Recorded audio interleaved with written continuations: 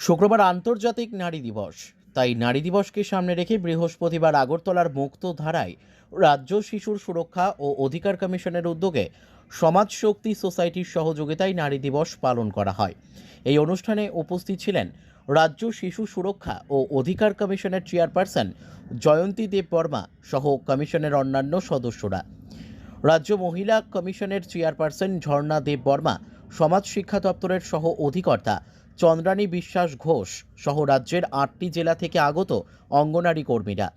অনুষ্ঠানে উপস্থিত অতিথিরা মঙ্গল প্রদীপ প্রজ্বলনের মাধ্যমে শুভ সূচনা করা হয়। এদিনের এই নারী দিবস অনুষ্ঠানে প্রতিটি জেলা থেকে 10 জন করে অঙ্গনারী কর্মীদের বিশেষ সংবর্ধনা দেওয়া হয়। এদিনের এই অনুষ্ঠানে রাজ্য শিশু সুরক্ষা ও অধিকার কমিশনের চেয়ারপারসন সহ মহিলা কমিশনের চেয়ারপারসন এবং সমাজ শিক্ষা দপ্তরের উপ অধিকর্তা বক্তব্য রাখতে গিয়ে বলেছেন, গোটা দেশে এবং রাজ্যে পুরুষদের পাশাপাশি নারীরাও সমান তালে তাল মিলিয়ে এগিয়ে যাচ্ছে। এমনকি নারীরা এখন জুতো সেলাই থেকে শুরু করে চণ্ডী পাঠেও পারদর্শী। বিশ্ব আন্তর্জাতিক নারী দিবস পালন করে থাকি।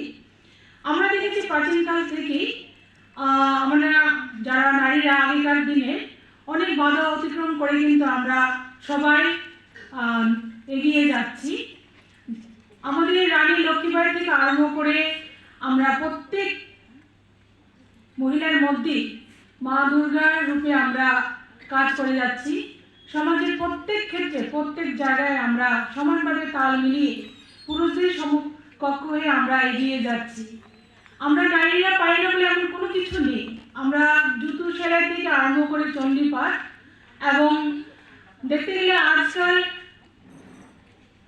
মহাকাশ যান পাঠানো থেকে আরম্ভ করে সমাজের বিভিন্ন জায়গায় বিভিন্নভাবে মহিলারা এগিয়ে যাচ্ছে।